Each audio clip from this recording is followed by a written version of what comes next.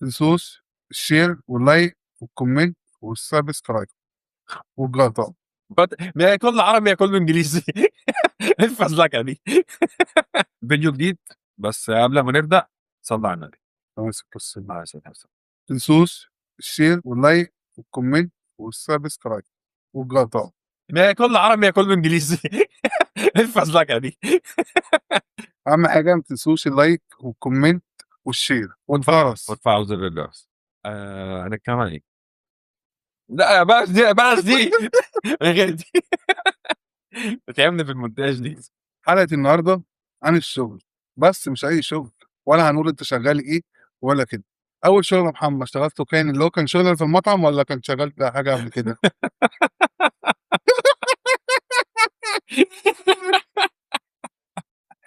الرصيد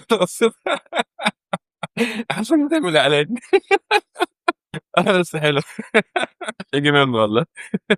يا ترى اكلت ايه النهارده؟ بص انا بلتزم، هو ما بيلتزمش. كل شغل فيه مشاكل وفيه عقبات، وفيه شغل بيبقى الواحد مستريح فيه، اكيد طبعا. وفي واحد بيبقى شغال عشان مضطر، عشان وراه مسؤوليات، وراه بيت، وراه عيلة، وراه جمعية. كل حد بيتكلم جوه. السؤال اللي عايز اسأله لك النهارده، الشغل اللي انت اشتغلته حسيت ان انت اتظلمت فيه، او انت ما كنتش متقدر فيه؟ لا خلينا نتكلم خمسة جد.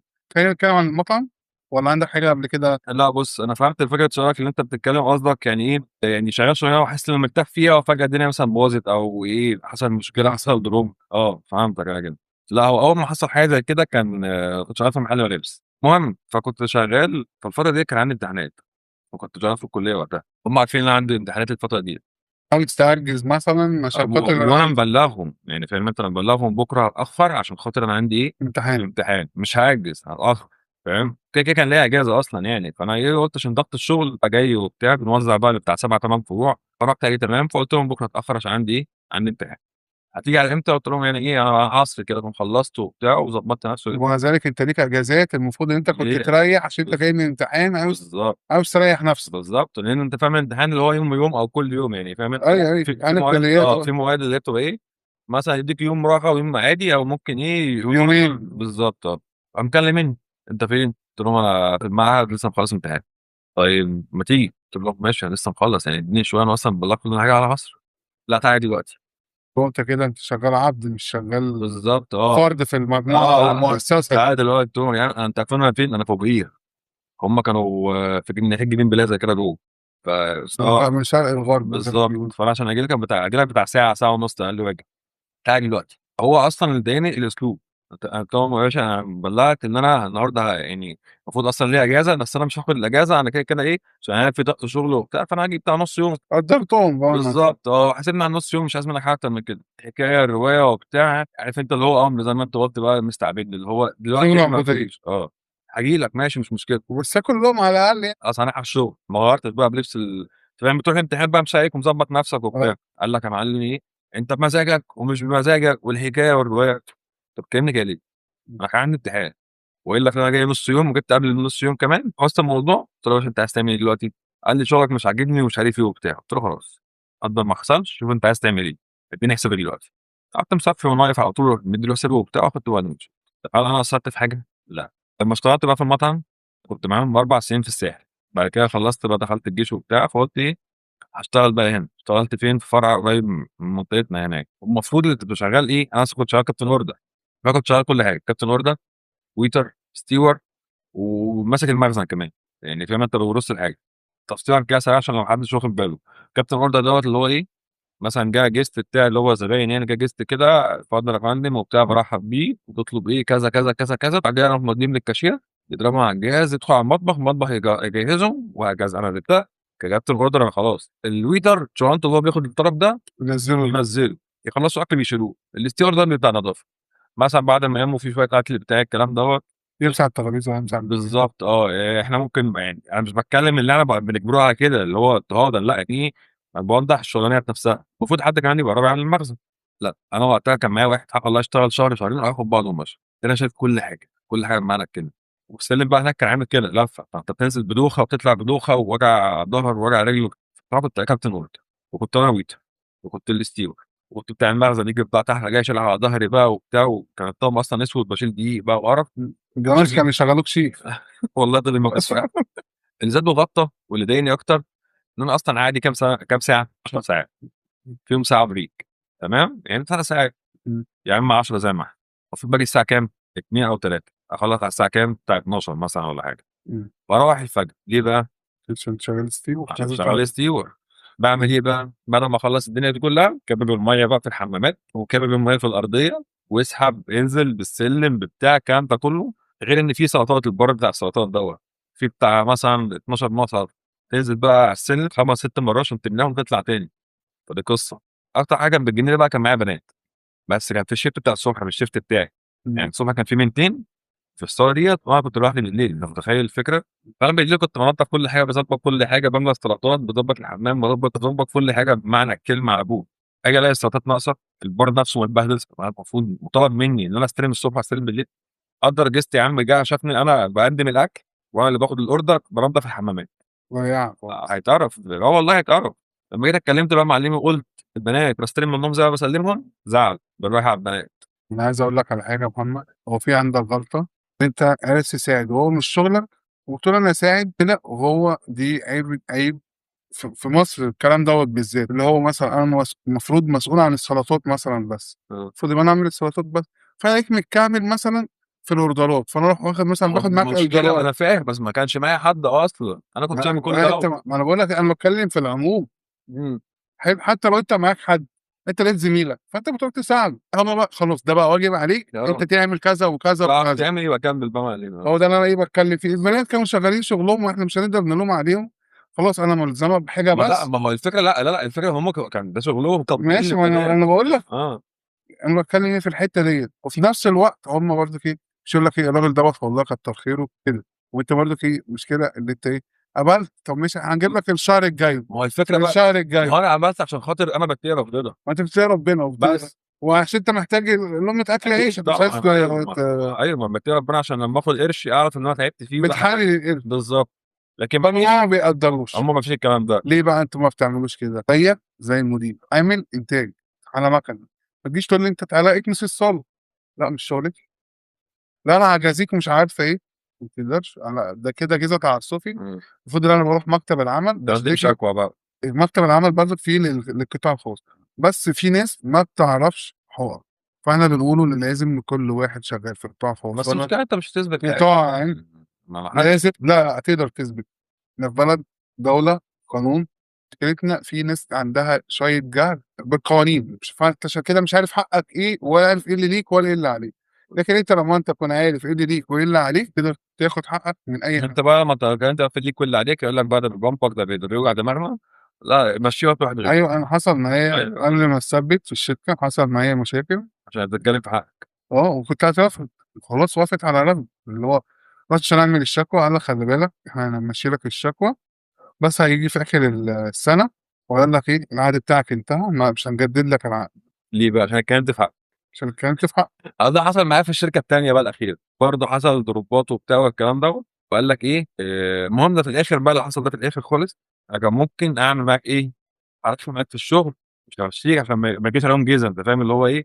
هو عايزك أنت اللي أنت اه أنا أقدّم استقالتي بالظبط. بدل ما أنا أرفدك، عشان لو رفدتك يبقى أنت مش محتاجني فهنفسخ العقد، فأنا هادّي لك حقوقك كاملة. بالضبط، اللي هو مش عارف سنتين لقدّام ومش عارف إيه والكلام ده. أيوه، قالت لك أنا كنت ممكن على فكرة أخلّيك تكره الشغل، بُص الإجبار بقى.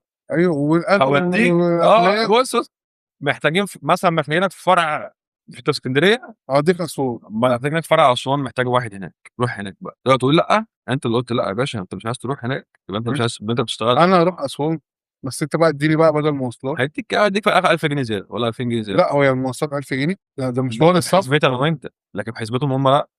زي شركات تانية يقول لك هادّيك بدل سفر وبدل مع إقامة وتعرف برضك اللي أنت طالما اتنقلت من محافظة لمحافظة، أنت كده ديّة ليها مرتب تاني، حوافز تانية، ماشي ما أنت برضه هتصرفه على الغربة. يا إما بقى أنت خلاص هات لي مواصلات، وفّر لي مواصلات وودّيني بقى أسوان، لأ ده هو عربية تيجي ما هو تاخدني أنت كل مثلًا لو يوم. ادّاك 5000 مثلًا زيادة تصرفهم على أكلك إنك قاعد لوحدك بقى تلات أرباع الأكل هتلاقيه مثلًا جاهز، مش هتطبخ لنفسك إنك هتخلّص شغل أنت مفيّص. اللي فاهم؟ في ناس كتير أوي ما تعرفش حقوقها إيه. ما هي الفكرة بقى في كده إن هم ما حدش بيتقي ربنا في الشركة الأخيرة ديّة تمام، بسبب إيه؟ لمّا سِبت الشغل. هو كان مدير وجابوا قريبته وبتاع، وكان أنت فاهم أنت إيه، جه فترة مثلًا آخر 10 أيام فقال لك وقّف الإيه، الأجازات. الأجازات، تاني يوم قريبته راحت مأجّزة، استنقذته فاهم، طب ما إحنا كمان تعبانين وعايزين نأجّز وبتاع والكلام ده ما أعرفش إيه، قُلت خلاص أنا كنت متكلم في حقي، أنا كمان هاخد أجازة، أنا عايز أرتاح عشان وأنا عليّا target وهي عليها رز بلبن. مثلًا فاهم أنت، كان بيعدّي بقى حاجات بيعملها لها وهكذا، ودي بقى كانت بداية الشرارة، إمم. ما اتكلمنا في حقنا، إزاي تتكلم في حقك، عايزين برضه تتكلم في حتة الtarget. target شركات ياما بُص أوي الtarget ده يا جماعة مهضومين المبيعات والكلام دوّة، مش كل شرط شركات الاتصالات. لا، لا كله ده حرام، والله حتى النظام ده حرام، أنا الحمد لله يعني لمّا كنت باحقق الtarget بتاعي وبتاع والكلام دوّة بأي طريقة أيًا يكن يعني، بس كنت باحققه، سواء بادفع من جيبي ما بادفعش من جيبي بس كنت باحققه، ما فيش شهر القبض بتاعي ما خدتوش بسبب 1%، أنت متخيل؟ يعني جبت ال90% أو 80% وافق معايا مثلًا إيه 79 أو 89 حاجة زي كده، ف1% ده ما قبضنيش، وكنت غايب أسبوع وكنت تعبان باموت، وقدّمت لهم الشهادة وقدمت الصحية لهم الشهادة الصحية والروشتة قال لك لأ. بتاعة الدكاترة وكده. كان العميل ييجي يقعد معايا ياخد بعضه ويمشي، ما خايف على نفسه، كنت باتكلم أصل عارف أنت الstock رايح ما فيش صوت، هي كانت أيام كورونا ديّة تقريبًا صح والّا الأول؟ بعد الرمل بشوية، فاللي هو كان أنا فكان لسه في ناس بتقلّق برضه. بالضبط مش عارف أتكلم، مش عارف حاجة، طول ما أنا قاعد بقى ومش قادر وماسك ضهري وماسك كان برد بقى مكسّر جسمك أنت فاهم، كنت بانام قاعد كده والله بجد، بانام في البيت على الكرسي، قُلت لهم بس أنا عايز 5 أيام مش عايز حاجة أكتر من كده، أريّح نفسي، بعيد عن الضغط ده، قال لك هنشوف. طب ما أنا باين قدّامكم فسيخ أنا أهو. أيوه، أنا تعبان والمدير نفسه جه قعد معايا وشاف، ومدير المنطقة جه وشاف، قال لك هنشوف، طب نشوف، هُم ضبّط كده عملوها غياب مش أجازة مرضية. بالضبط كده، بقيت طول الشهر باهاتي عشان أجيب الtarget بتاعي، ويوم ما أتعب ما حدش ينزّل لي الtarget ويحصل لي عشان كده خاطر 1%. مش هاخد 1%، وهُم لمّا باحقق الtarget بتاعي بيقبضوا بالملايين، ويدّوني في الآخر إيه، ملاليم. ملاليم 2000 3 3.5 مثلًا. 1500 2000 غير القبض بتاعي، غير القبض. أيوه آه، يعني أنا قصدي إن أنت توصل الtotal بتاعك 3.5. ممكن 3.5 4 كمان. إمم. أنت فاهم؟ ده غير بقى اخصم بقى منه الضرايب، واخصم منه ما اعرفش إيه، واخصم منه ده غير مثلًا أنت إيه، في أيام مثلًا أنت مش محقق الtarget بتاعك، فأنت بتتحط اللي أنت الفلوس عشان يبقى كده. بالضبط يعني مثلًا بقى إيه، أشتري حاجة باسمك أنت فاهم؟ أيوه. أنت قريبي مني وبتاع مثلًا باسم أمي، باسم أخويا، باسم الكلام ده، بحيث إن عشان أبقى ماشي الدنيا. أيوه، اللي هو مثلًا نيجي ناخد راوتر، نيجي ناخد موبايل. بالضبط، عشان أوصل الtarget. يعني أنا لو أخدته من هنا، دفعته من هنا، شيل بقى معلم، غير بقى العجوزات، خط ضايع، خط ما أعرفش إيه، حاجة ضايعة، البس أنت، ما فيش رأفة، ما فيش أي نظرة، ما فيش أي حاجة. أيوه، اللي هو ده برضك إحنا بنطلب وبنناشد السادة المسؤولين اللي هم شايفين شغلهم والله، بس اللي هم يراجعوا أكتر، ولازم يبقى في رقابة، لإن أكتر الناس في الشركات قطاع عام أو قطاع خاص، بس القطاع الخاص أكتر والله بيتظلم. لإن مثلًا الإدارة والموظف في النُص مثلًا اللي هو الشؤون أو الكلام دوّة، اللي في النُص دول بيظلموا الموظف تظلم الموظف على حساب الشركة، على حساب الشركة، عشان يبان اللي هو للمدير أو صاحب الشركة أنا خايف على مصلحة الشركة، ما هو مع إن المفروض شغلة الHR أو شؤون العاملين اللي هو يوصّل يشوف، الصورة صح ويشوف المفروض اللي هو بيخدم ما لسه العامل. أيوه هو لسه اللي هو باقول والله ده الراجل ده محتاج كذا، محتاج كذا، يا عم أنت ما بتاخدش overtime. طب ما باقول لك أنت يقول لك بتشتغل الشغل محتاج كده. مش شغل طب ماشي، أنت دلوقتي مقعّدني، طب ما تحسبليش ليه الوقت ما فيش الكلام ده، الإضافي ده؟ ما ده من ضمن الحاجات لمّا كنت شغال في محل ملابس من ضمن برضه المشاكل اللي حصلت، مثلًا ميعادي الساعة 12:00 تمام، 11:30 أو 12:00 إلا باكون قاعد واقف هناك تمام، ييجي بقى بالليل زباين المفروض 12:00 بالضبط إحنا شغالين 12 ساعة، 12:00 بالضبط أسد الباب وآخد بعضي وأمشي. لأ، في زباين تقف معاهم لحد ما يخلّصوا، خلاص الساعة 13:00، 2، 3 أنت واقف معاهم، إمم. تمام، ادّي كنسل المكان وضبّط المكان عشان تيجي الصبح هتلاقيه نضيف، هو بس الإدارة فوق فرحانين في فلوس داخلة لهم، الHR بيوصّل لهم إحنا خايفين على الشركة والموظف دوّة متكاسل، متخاذل، ما أعرفش إيه، عايزين برضه نتكلم في الحتة بتاعة المرتبات، يعني إيه راجل شغال حارس عقار، بيحميك، بيحمي بيتك، بيحمي أولادك وأسرتك، فاهم؟ تبقى أنت قايم فوق مع عيلتك وهو قاعد تحت يسهر لك كده الليل والفجر وتلاقي إيه، وأنت قايم سايبين المرتبات 2000 جنيه، 2003 3000 جنيه، كام ساعة بقى 12 ساعة، كمان؟ يا عم قُل اللي هو 8 ساعات. والله حتى 8 ساعات ب3000 و2000 اللي هو إيه ده؟ لأ ما ينفعش. ده أنا هاعمل بيهم إيه ده خلاص المواصلات أصلًا رايح جاي. فاهم؟ لأ اللي هم إيه بيشتغلوا هو يقول لك إيه، ده مثلًا إيه، هيمشي في غيره في مليون غيره محتاج، يا عم طب أُمّال إيه يعني؟ أنت عارف المشكلة في إيه؟ إن في بعض مثلًا سكان في عمارة تبقى الشركة متعاقدة شركة الحراسة دي متعاقدة إن الحارس ده يقبض كام، بياخدوا كام؟ إمم. 15,000 جنيه. ده التعاقد بين المكتب والسكان مثلًا. المكتب مثلًا المفروض يقول لك إيه، هياخد مثلًا 5,000 جنيه مثلًا وقبض الراجل دوّة 10 10 التلت والتلتين معقول. فاهم، لإن هو اللي شقيان هو اللي تعبان. بالضبط أنا هو ما هو المكتب ده يعتبر وسيط، خلّيك يا عم أنت ضروري شوية، أخدت النُص. خلّيهم النُص، إمم. يبقى 7,000 جنيه، 7,000 جنيه أو 7.5 7,500 و7,500 ليه أنت تغصب بيه الأرض كده؟ عشان هو محتاج، فأتّك عليه. ده بقى إيه حراسة بقى والكلام ده. وحتى يا عم لو مش شغال تبع شركة، مش تبع شركة حلو، مثلًا ناس ساكنين في عمارة جايبين بواب حلو، يعني أنت تدّي له 3,000 جنيه، يعني تقول إيه؟ يقول لك هو قاعد ما بيعملش حاجة، هو الراجل ده مش بني آدم؟ لأ المشكلة إن هو ده شغال بقى مش كذا حاجة. بيجيب أكل، مش بيجيب شرب، روح هات لي عيش، روح هات لي خضار، روح هات لي لحمة، أنت عارف روح هات لي السوق. أسلوب بعض السكان مش كلّهم حق الله يتقال، اللي جاي لك هو مثلًا مش بيدّوا له tips يعني حتى مش بيراضيه، حاجة ب20 جنيه يبقى هي 20 جنيه. ماشي بس هو مش شغلته إن مش هو شغلته. فاهم، هو بقى هيعمل إيه بقى البواب دوّة، معلش في الكلمة مؤاخذة يعني هيلِم زبالته والّا هيمسح لكم السلالم، تمام، مش باين لي منّه بس هي شغلانة البواب معروفة كده تمام، والّا هيخلّي لهم العمارة، هو أصلًا المفروض ما يعملش حاجة كل دوّة، هو يعمل حاجة واحدة بس اللي متفقين عليها، مثلًا يتخلّاك من العمارة يا إما تنضّف لنا يا إما تجيب لنا حاجات، لكن كل دوّة في الآخر دافع 2000 3000 جنيه هيعمل بيهم إيه بجد؟ أنت كساكن أو أيًا كان وضعك إيه، تقبل أنت تبقى عامل الشغل بتاعك ده وتاخد ال2000 جنيه؟ ولا هتعمل بيهم حاجة. الفكرة إن هم أصلًا لو يعني قسّموهم، لو كل واحد دفع له 500 جنيه أو 1000 جنيه يعتبر بالنسبة لقبضك مع احترامي ليك أكنك دفعتهم خدمات، دفعتهم حاجة ترفيهية 10,000 جنيه تقسموها على كل واحد فيكم والله هتلاقي كل واحد دافع له بتاع 500 جنيه، 700 جنيه بكبيرها أوي أو ممكن أقل كمان. على حسب بقى العمارة وحسب بالضبط عشان المكان. كده على حسب عدد السكان أو على حسب الشقق قصدي يعني، ليك جهود في التعامل كده أنا مش فاهم مع الناس، ترجع تقول الناس ما بتقعدش معانا، ما بتشوفش شغلها، ارحموا الناس ووصّلوا الصورة صح، لو العامل ده الموظف دوّة غلطان يتجازى، مش غلطان خدوا حقه ياخد حقه تمام، ما توصّلش اللي فوق منّك اللي أنت بس الوحيد اللي خايف على الشركة ودي شركة أبوك، لأ يعني إيه، اتقي ربنا عشان ربنا يرضيك. حتّة صغيّرة عايز أتكلّم فيها، إحنا لمّا بنشتغل في شركة مع بعض، إحنا بنكمّل بعض. لأ أنت شغّال هنا، محسّسني إن أنا شغّال عندك. ما أنت على فكرة بتقبض زيك والله، أنت مثلًا المدير بتاعي فأنت بتقبض، أنت الarea manager اللي هو أنت ماسك المنطقة كلّها بتقبض، أنت لو ماسك مصر كلّها إحنا كُلّنا بنكمّل يا عم أنا بعض. فاهم، ما هو ده عمره ما كان هيبقى مدير ولا هيقبض بسبب الشغل أنا. يعني زي الtarget اللي إحنا كنا بنقول عليه، أنا لو ما حققتش الtarget بتاعي أنا مش هاقبض صح؟ إمم. ولو ما حققتش الtarget بتاعي برضه المدير مش هيقبض، ولو ما حققتش المدير مش هيقبض، وهكذا. فأنا أصلًا أهم حاجة في الشركة، أنتم كشركة هتشتغلوا إزاي بدون العامل دوّة؟ هتعملوا إيه؟ ولا هيعملوا حاجة، ده ترسيب أساسي. ده أهم حاجة، المفروض ده اللي يتدلّع ده. يعني لأ مش يتدلّع، ياخد حقّه. والله العظيم الأجازة السنوية اللي هي 21 يوم، والله العظيم ما أخدتها، 4 سنين ما أخدتها. تخيل أنت بقى، يعني المفروض كمان كانوا يحطوها مكان الأجازة اللي كنت باقول لك عليها، والله العظيم ما خدتها، تخيل أنت بقى دي! إمم. فربنا يرحمنا برحمته ويتقي الله فينا وفي الناس كلّها. أتكلّم أنا؟ تقول إيه؟ حسبي الله ونعم الوكيل في كل واحد بيظلم العامل اللي شغّال معاه أو شغّال عنده. والله العظيم الواحد يقلق بقى، ثواني يا يقلق محمد، بقى. ثواني. إيه؟ مفاجأة. إيه؟ أكتر حد بجد والله لايكات وكومنتات ليه هدية. إيه؟ إيه؟ لأ أنا جايب له هدية، لأ أنا جايب هدية، ثواني رايح فين؟ هاجيب الهدية. ما تتهورش، ما تتهورش، ما تتهورش. هديتك وهديتي عشان هي واحدة. على حسب. لأ أنا عارف. أنت أصلًا يا محمد دي كوسة بقى. لا مش كوسة والله، والله مش كوسة، أنت هتتفاجئ أصلًا بس مش ما هاقول. نعرفش يعني؟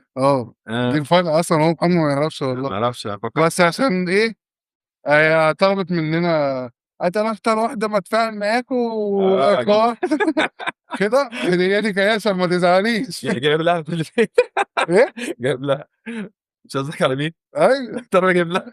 ما ليش دعوة دي مني أنا بقى معلش. وفي الشخصية التانية لأ هي عارفة إن أنا باجيب لها اللي هي عايزاه يعني. أكتر حد بيتفاعل بجد والله أخته أيوه ومراتي. بس أنا مراتي بتتحرج هم مني تعالَ. هم أنا دول جمهورنا نورنا اللي مدايرين. خد وصّلوا لها بقى يا محمد. يلا صورة مع الفائد. معلش دي حاجة بسيطة والله بس امسك كده.